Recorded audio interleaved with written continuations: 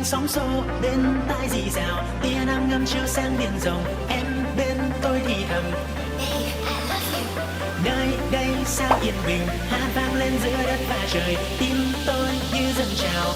Hãy đưa tiếng hát theo điệu nhạc, cùng nhau chạy theo những giai điệu, cùng nhau chạy theo những tháng ngày, cùng nhau chạy theo những tiếng gọi, đừng để niềm vui trái tim ta. Cùng nhau chạy theo những giai điệu, cùng nhau chạy theo những tháng ngày, cùng nhau chạy theo những tiếng gọi, buồn phiền là chỉ fly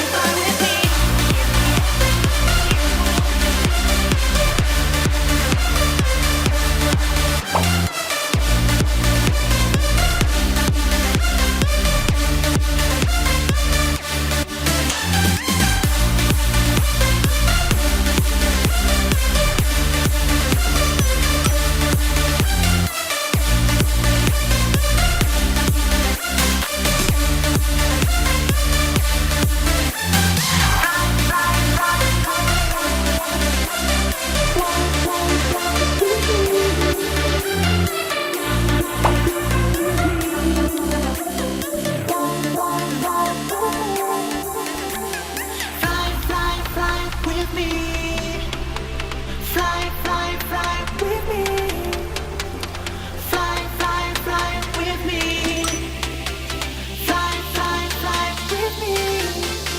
Có những khi đôi chân mệt nhoài, lang thang đi trên con đường dài, đôi khi muốn dừng lại.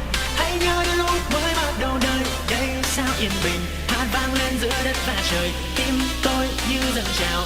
Hãy cất tiếng hát theo điệu nhạc, cùng nhau chạy theo những giai điệu, cùng nhau chạy theo những tháng ngày, cùng nhau chạy theo những tiếng gọi, đừng để niềm vui cháy tim mất. Cùng nhau chạy theo những giai điệu, cùng nhau chạy theo